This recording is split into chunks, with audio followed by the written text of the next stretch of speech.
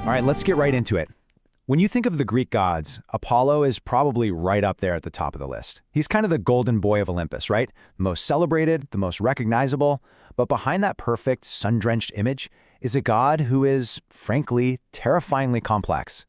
Yeah, we know him as Phoebus Apollo, the shining one. He's the leader of the muses, the guy with the lyre, bringing harmony to everything.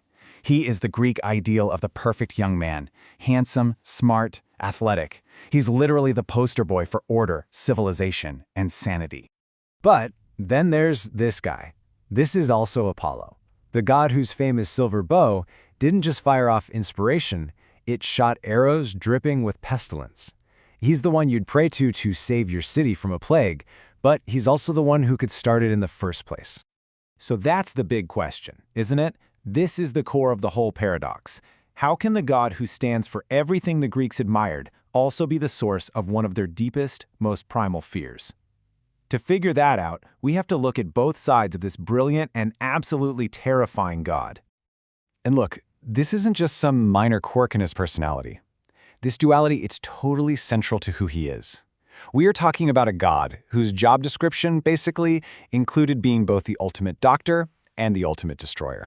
What's so wild is that the ancient Greeks actually had specific names for this split personality. They gave him titles or epithets for each job. As Paean, he was the healer, but as Lomios, he was the god of the plague. Now look at the symbols here. It's the same for both sides. The exact same bow and arrows that could bring you inspiration could also bring a city-destroying epidemic. I mean, that's the definition of terrifying power. So to see how he got all this power, we've got to go back to the beginning. His journey wasn't some walk in the park. It was a battle against total chaos from the moment he was even conceived. So his mother, Leto, was hunted across the entire world by a vengeful Hera, who made sure no place on Earth would give her shelter. The only place that dared was this tiny, barren, floating island called Delos. But the second Apollo is born, boom, he transforms it. The rock is suddenly covered in gold and becomes permanently fixed to the bottom of the sea, a clear sign of his power. But he doesn't stop there. As a newborn, literally just days old, he travels to Delphi with one mission: take over the world's most powerful oracle by killing its guardian, a monstrous serpent called the Python.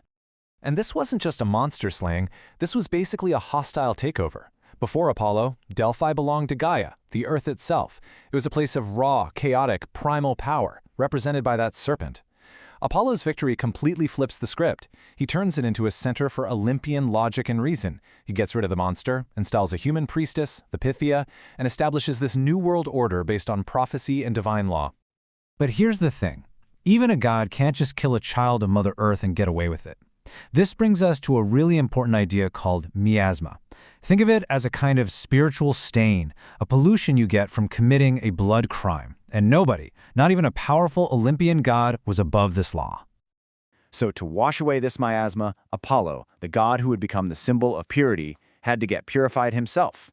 And his punishment? He had to work for a mortal king as a shepherd for 9 years. It's by submitting to this higher law that he basically earned the right to become its ultimate authority, the god people would come to when they needed cleansing. All right, so you'd think a god who is this powerful, this good-looking, would have it all. But when you look at his personal life, you see another strange paradox. For all his divine perfection, Apollo was just tragically, almost comically, unlucky when it came to love. I mean, the pattern is just heartbreaking. He chased the nymph Daphne so hard that she literally begged to be turned into a tree just to get away from him. He loved the young prince Hyacinthus, only to kill him by accident with a discus. And then there's Cassandra. He offers her the incredible gift of prophecy in exchange for her love.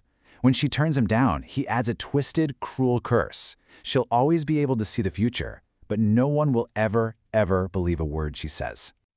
Okay, so this mix of absolute power and personal tragedy all comes to a head in his most terrifying role. We've seen him create order. Now let's see what happens when he unleashes pure, unfiltered divine destruction, which he absolutely did during the Trojan War. Homer's Iliad doesn't introduce Apollo as some nice musician. No, he shows up as an agent of pure vengeance. And this line, it just perfectly captures the terror he could inspire. When Apollo comes down from Olympus, he's not coming with a song. He's coming with the horrifying clang of his bow, and you know he's ready to deal death. The whole Trojan War epic basically kicks off because someone disrespects Apollo. King Agamemnon insults one of his priests, and that priest prays for revenge. Apollo's response is immediate, and it is devastating. For 9 solid days, he just walks unseen through the Greek camp, firing plague arrows into the crowds. The funeral pyres are burning, day and night. The plague only stops when the Greeks finally humble themselves, give the girl back, and make a huge sacrifice to calm him down.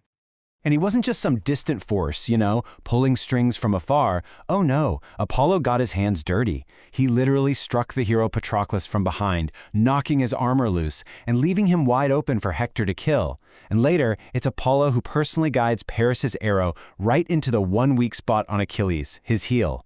He was directly responsible for the deaths of Greece's 2 greatest warriors. So here we are back at our main question. The god of harmony and the god of plague, the god of reason and the god of pure rage. How in the world do we make these 2 halves fit together? When you lay it all out like this, side by side, you see the full, chilling picture of his power. The same god leading the muses in song is the one who punishes a guy for musical arrogance by skinning him alive. The same god who can purify you of your sins at Delphi is the one who can rain down a plague with his bow. See, it's not 2 different gods. It's one complete, terrifying portfolio of divine authority. And here's the key, the thing that unlocks the whole puzzle.